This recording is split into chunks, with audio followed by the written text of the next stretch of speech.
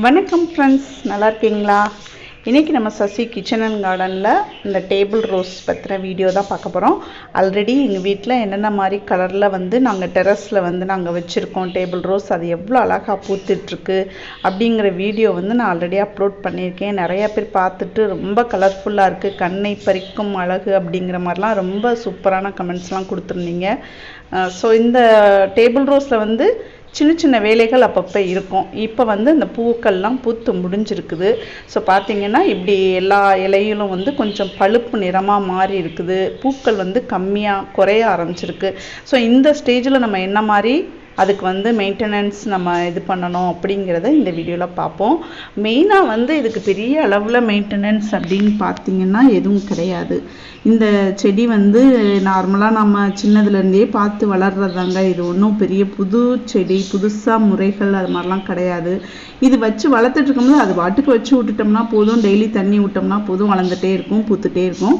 ஒரு ஸ்டேஜில் நம்ம தொட்டியில் வச்சுருக்கிறனால பார்த்திங்கன்னா அது பூக்கள் கொஞ்சம் ஸ்டாப் ஆகி அந்த கிளைகள்லாம் ரொம்ப மெச்சூர்டாயிட்டு, அதாவது முதிர்ந்த கிளைகளாக மாறி அந்த லீஃப்லாம் பார்த்திங்கன்னா கொஞ்சம் க்ரீன் ஒரு மாதிரி வெளிர் பச்சை நிறமாக மாறுறது, அப்புறம் பூக்கள் குறையிறது, அந்த மாதிரி ஒரு ஸ்டேஜ் வரும். ஸோ நம்ம தொட்டியில் வச்சுருக்கும் போது அந்த மாதிரி ஸ்டேஜ் வருது. அது சீக்கிரம் வரும். இதே தரையில் வச்சுருந்தோம்னாலும் இந்த மாதிரி வரும். ரொம்ப செடி முதிர்ந்த செடியாக மாறிடுச்சுன்னா நம்ம அதை திருப்பி கட் பண்ணி விட்டுட்டோம் அப்படின்னா தான் புது கிளைகள்லாம் விட்டு புதுசாக நிறையா மொட்டுக்கள் விட்டு புதுசாக நல்லா பார்க்கும்போது செழிப்பாக இருக்கும். ஸோ அதுக்காக நம்ம என்ன பண்ணணும் அப்படின்னா, இந்த மாதிரி பூக்கள் குறைஞ்சிருக்க சமயம் பார்த்து, அதே மாதிரி இந்த இலைகள்லாம் வெளிர் கலராக பார்த்திங்கனாலே தெரியும். க்ரீன் கொஞ்சம் அப்படியே பேல் க்ரீன்னு சொல்லுவோம் இல்லையா, வெளிர் பச்சை அப்படின்னு சொல்லிட்டு அந்த கலரில் மாறி இருக்கு பாருங்கள். இந்த ஸ்டேஜில் நம்ம சிசர்ஸ் வச்சு அந்த கிளைகளை ஃபுல்லாக, அந்த முதிர்ந்த கிளைகளை ஃபுல்லாக கட் பண்ணி எடுத்துடணும். ஸோ அங்கங்கே ஒவ்வொரு மொட்டு இருக்கும். பார்க்கும்போது மொட்டோட கட் பண்ணுறோமே அப்படின்னு தோணும். இருந்தாலும் இதோட கேரக்டர் என்னன்னு பார்த்தீங்கன்னா, நிறைய மொட்டு விட்டு நல்லா ஃபுல் பூ அப்படியே பஞ்சாக பூக்கிறது தான் இதோட கேரக்டர். ஸோ ஒவ்வொரு மொட்டு இருக்கிறத நம்ம யோசிக்காமல் அந்த கட் பண்ணி விட்டுட்டோம் அப்படின்னா தான் அடுத்து நல்லா நிறையா பூக்கும். இப்போ இதுவும் டேபிள் ரோஸ் வெரைட்டி தான். இது பார்த்துருப்பீங்க. லீஃப் வேறு மாதிரி தடியாக குண்டு குண்டாக ஒரு மாதிரி வட்ட வட்டமாக இருக்கும். அந்த கிளையோட முனியிலெலாம் கொத்து கொத்தாக பூக்கும். இது பார்த்திங்கன்னா அந்த மொட்டு முனியில் ஃபுல்லாக மொட்டு கோர்த்த மாதிரி இருக்கும். அதுக்கப்புறம் அது நிறைய பஞ்சாக பூக்கிற மாதிரி இருக்கும். ஸோ இதை என்ன பண்ணணும்னா, அந்த ஹைட்டு விட்டுட்டு இந்த ஸ்டேஜில், அதாவது அடுத்த ஒரு ஸ்டெம் அந்த கணுவில் அடுத்த புதிய கிளை வளருது பாருங்கள். பார்த்திங்கனாலே தெரியும். அடுத்த கிளை அந்த கணு பகுதியில் புதிய கிளைகள் நிறைய உருவாயிட்ருக்கும். அதுவே சில சமயம் நம்ம கட் பண்ணி விடாட்டியுமே புதுசாக அந்த கணுக்கள்லேருந்து புது கிளைகள் உருவாகும். ஸோ அந்த ஸ்டேஜ் வரும்போது நம்ம அந்த ஒரு கேப் விட்டுட்டு கொஞ்சம் ஹைட்டுக்கு கீழே இறக்கி நல்லா கட் பண்ணி விட்டுட்டோம் அப்படின்னா அந்த கிளைகள் புதுசாக நல்லா பஞ்சாக வளர ஆரம்பிக்கும். இல்லாட்டி சிங்கிள் அந்த கிளையாகவே வளரும். நீங்கள் பார்த்தீங்கனாலே தெரியும். நான் கை வச்சிருக்க இடத்துலலாம் புதிய கிளை புதுசாக ஒரு பிரான்ச் வளருது பாருங்கள். ஸோ இந்த இடத்துலலாம் புதுசாக வளர்ந்துருக்கு. இதுக்கு மேலே உள்ள மேல் நோக்கி போகிற அந்த ஒரு ஸ்டெம், அது மேலே இருக்க பூ, அதோட நம்ம கட் பண்ணி விட்டுறணும். அப்போ இந்த பிரான்ச் புதுசாக வளர்ந்து இது தனியாக நல்லா கொத்தான மொட்டு வரும். கரெக்டாக கட் பண்ணுற இடத்த பார்த்தீங்கன்னா தெரியும்.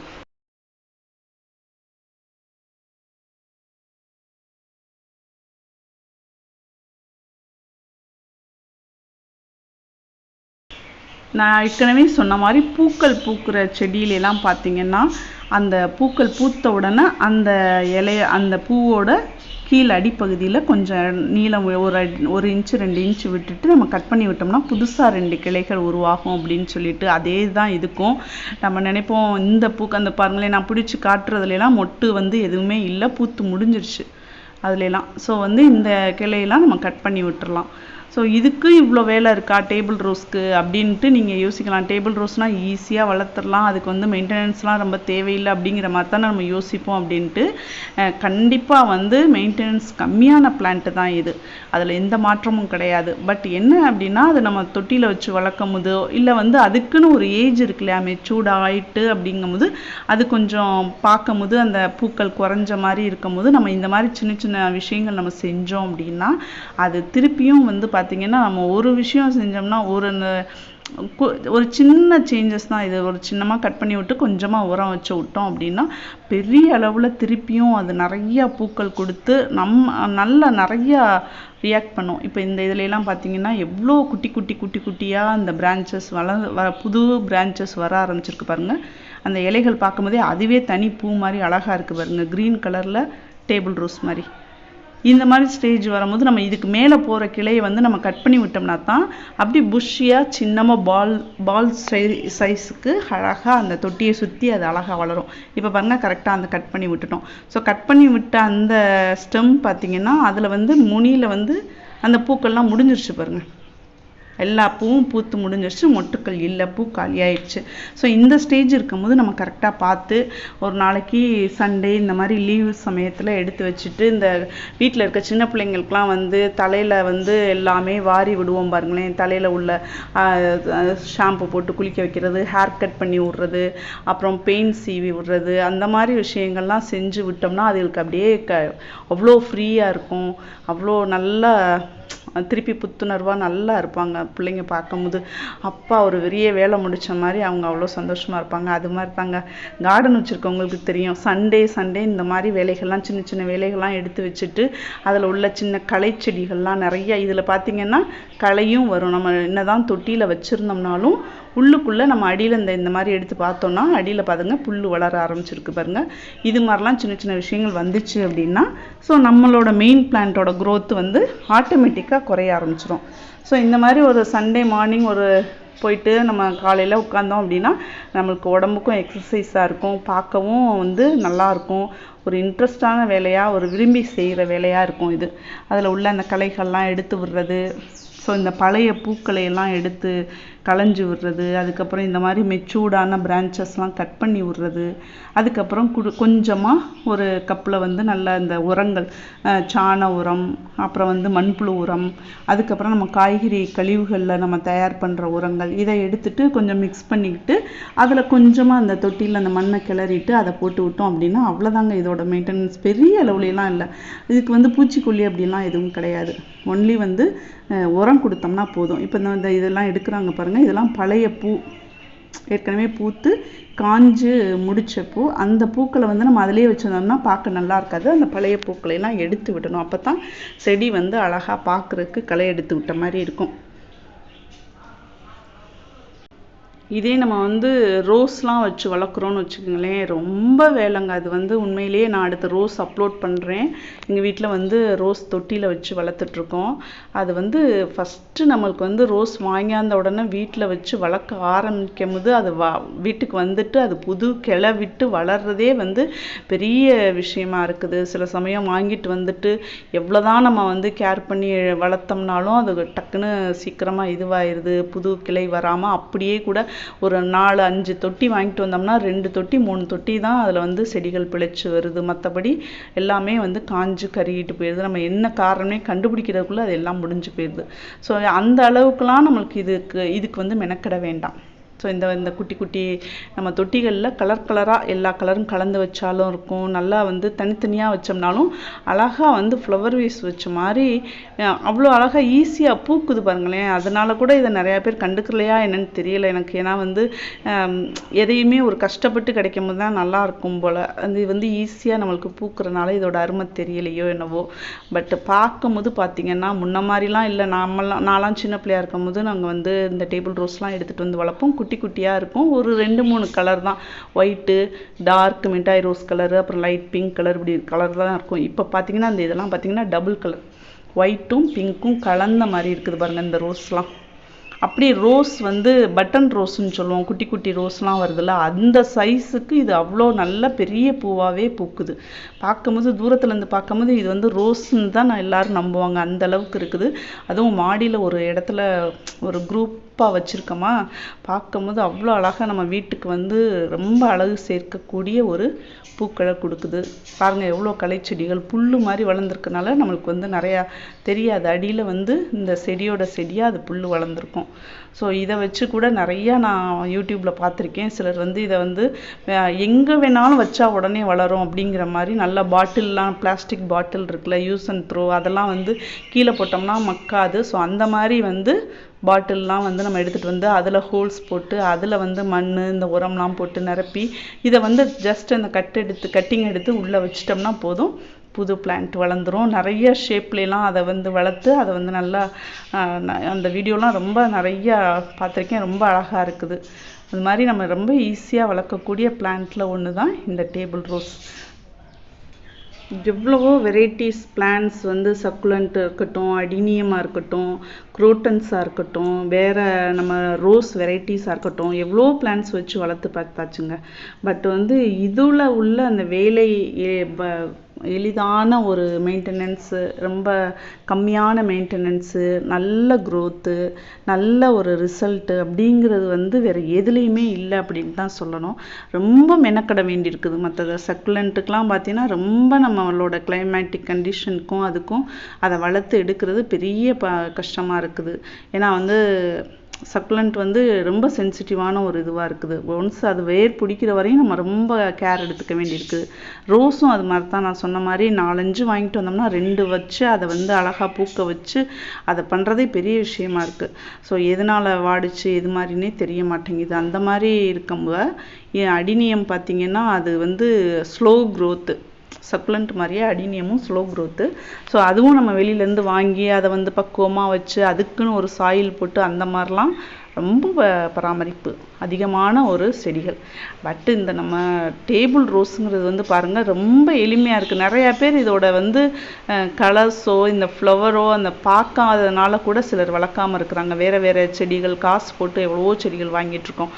பட் இது வந்து உண்மையிலே சொல்லணும்னா எனக்கு வந்து ஒரு இடத்துல நீங்கள் நிறையா பூக்களாக வைக்கணும், உங்கள் கார்டனில் அழகாக இருக்கணும் பார்க்க அப்படின்னா ரொம்ப மெனக்கடவே வேணாம். 4-5 தொட்டி வாங்கிட்டு வாங்க, 4-5 குட்டி கட்டிங். அது இப்போ ஆன்லைன்லேயே கூட கிடைக்கிது. ஆச்சரியமாக இருக்குது. ஒரு கட்டிங் 10 ரூபா அப்படிங்கிறதுல எவ்வளவோ வெரைட்டிஸு, கலர்ஸ், பூ, அந்த ஒரு சிங்கிள் லேயர், மல்டி லேயர் அப்படிங்கிற மாதிரி நிறைய வெரைட்டிஸ் வந்து ஆன்லைன்லேயே கிடைக்கிது. 10 ரூபா தான் ஒரு செடியோட விலை அப்படிங்கிற மாதிரி.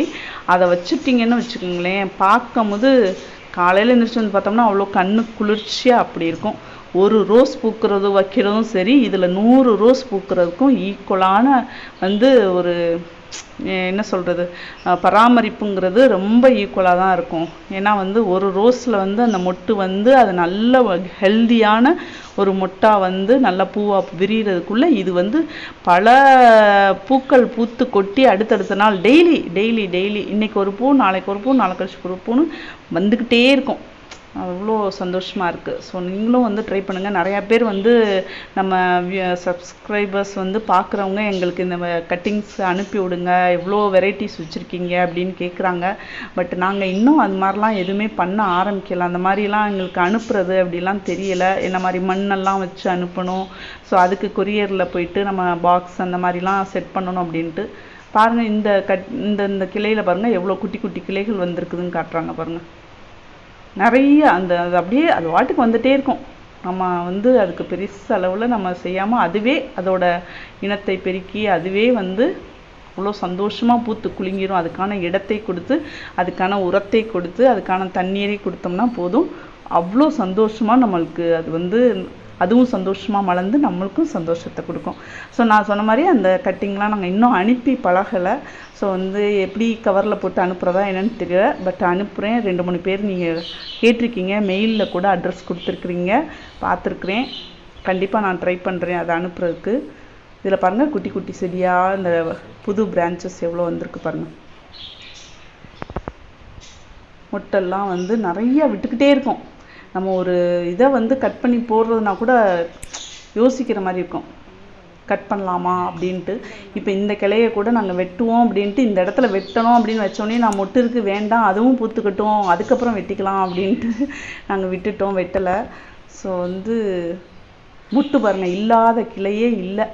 இதெல்லாம் இப்போ பழைய மொட்டுக்கள் எடுத்தது. ஏதோ வந்து இது தமிழ் மருந்து கடையில் ஏதோ ரோஸ் மொட்டு வாங்கின மாதிரி இருக்குது. காஞ்ச மொட்டுக்கள் வச்சுருப்பாங்களா, அது வாங்கின மாதிரி இருக்குது. கலர்ஸ் வந்து நிறையா இருக்குங்க. இப்போ இந்த எல்லோலாம் பார்த்திங்கன்னா அவ்வளோ அழகாக, அதை நல்லா கையில் வந்து வச்சோம்னா அவ்வளோ பெருசு பூவாக தெரியும். விரிஞ்சிச்சுன்னு வச்சுக்கோங்களேன். அவ்வளோ அழகாக மைல்டு எல்லோவில் பேபி பிங்க்கு அப்படி பேல் எல்லோ அந்த மாதிரிலாம் சொல்லுவோம்ல, அவ்வளோ அழகாக இருக்கும் அந்த பூவெல்லாம் பார்க்கும்போது. ரோஸ் வெரைட்டிஸ்க்கு ஈக்குவலாக இருக்குது இந்த டேபிள் ரோஸ் வெரைட்டிஸு. நிறைய கலர்ஸ் இருக்குது, டபுள் கலர்ஸ் இந்த மாதிரி இருக்குது. ஸோ குட்டி குட்டி தொட்டியில் எங்களால் கட் பண்ணி விட்ட அந்த பிரான்ச்சஸ்லாம் வெளியில் தூக்கி விடவே முடியல. இதெல்லாம் பார்த்திங்கன்னா டபுள் கலர், ஒயிட்டும் பிங்க்கும் கலந்தது. அவ்வளோ கட்டிங் நிறைய கிடந்துச்சு. என்னால் வெளியில் தூக்கி போடவே மனசு இல்லை. எல்லாத்தையுமே எடுத்து இன்னொன்று 10 தொட்டி வாங்கி அதில் வச்சுருவோமா அப்படிங்கிற அளவுக்கு இருக்குது. அதனால் வந்து ஈஸியாக க்ரோத் ஆகிற ஒரு பிளான்ட். இதுக்கு உரம்னு பார்த்திங்கன்னா நான் ஏற்கனவே சொன்ன மாதிரி சாண உரம், மண்புழு உரம், அதுக்கப்புறம் மக்கிய காய்கறி கழிவுகள் உரம், இதுகளை மட்டும் நம்ம கொஞ்சம் கொஞ்சம் எடுத்துட்டு அதை நல்லா மிக்ஸ் பண்ணிவிட்டு கொஞ்சமாக ஸ்பூனில் எடுத்து கூட அந்த மண்ணை கிளறி விட்டுட்டு அதை போட்டால் போதும். பூச்சிக்கொல்லி மருந்து இதுக்கு தேவைப்பட்டதே இல்லை. இதுவரையும் எந்த பூச்சிகளும் இதுக்கு தாக்கியதும் இல்லை. இதில் வந்து நம்ம பார்க்குற ஒரு டிஃப்ரென்ஸ் என்ன அப்படின்னா, அந்த இலை மட்டும்தான் லைட் க்ரீனாக மாறுது. டார்க் க்ரீன்லேருந்து லைட் க்ரீனு. அது ரொம்ப நம்ம வெயிலாக இருந்தாலும், அந்த வெயில் காலம் ரொம்ப பயங்கரமான வெயிலாக இருந்துச்சுன்னா அந்த மாதிரி ஆகுது. அதே மாதிரி வந்து முதிர்ந்த கிளை அப்படின்னு சொல்லுவோம்ல, அதுலேயும் இப்படி ஆகுது. அந்த மாதிரி இருக்கும்போது நம்ம கட் பண்ணி விட்டுட்டு உரம் வச்சுட்டு கொஞ்சம் ஷேடில் ரொம்ப வெயில் நல்ல மத்தியான வெயிலெலாம் படாத அளவுக்கு வச்சுட்டு கொஞ்சம் உரம் கொடுத்து நல்லா இது பண்ணோம்னா திருப்பி அந்த க்ரீனிஷ் நல்லா திருப்பி வந்துடுது. அதுலேருந்து எடுத்த பூக்கள்லாம் பாருங்கள், கட் பண்ணி விட்டாலுமே அவ்வளோ அழகாக இருந்துச்சு. இந்த பூக்கள்லாம் எடுத்து வச்சுருந்தோம்னா இதுவே ஒரு பொக்கே மாதிரி இருக்குது பாருங்கள். எவ்வளோ கலர்ஸ் இதில், அவ்வளோ கலர்ஸையும் சேர்த்து மொத்தமாக வைக்கும்போது எப்படி ஒரு பூங்கொத்து மாதிரி இருக்குது பாருங்கள். இந்த அளவுக்கு டேபிள் ரோஸ் வருமாங்கிறது எனக்கு அவ்வளோ ஆச்சரியமாக சந்தோஷமாக இருந்துச்சு. எங்கள் வீட்டை கிராஸ் பண்ணுறவங்க கூட நிறையா பேர் சொல்லுவாங்க, நிறைய கலர்ஃபுல்லாக இருக்குது இந்த பூக்கள்லாம் பார்க்கும்போது உங்கள் வீட்டில் அப்படின்னு சொல்லிட்டு. நீங்களும் வந்து கார்டனில் வந்து என்ன தான் நம்ம மற்ற செடிகள்லாம் வச்சு வளர்த்தோம்னாலும் பூக்கள் அதிகமாக பூக்கும் போது தான் கார்டன் பார்க்க அழகாக இருக்கும். ஸோ வந்து இந்த செடிகளை வந்து தரையை ஒட்டி தான் வளர்கிறனாலும் நீங்கள் பெரிய பெரிய செடிகள் வச்சுருந்தாலும் அதோட தரையில் சுற்றி வர கொஞ்சம் மண்ணை தோண்டிட்டு இந்த செடியோட கட்டிங் வச்சு விட்டோம் அப்படின்னா ரொம்ப அழகாக இருக்கும். அந்த பெரிய செடிகளுக்கு அடியில் கீழே வந்து இந்த செடிகள்லாம் அழகாக பூத்துருக்கிறது பார்க்கவும் அழகாக இருக்கும். மெயின்டெனன்ஸும் உங்களுக்கு கம்மி. நீங்களும் உங்கள் வீட்டு கார்டனில் இந்த செடிகள்லாம் வச்சு வளங்க ஃப்ரெண்ட்ஸ். பார்க்க ரொம்ப சூப்பராக இருக்கும். தேங்க்யூ.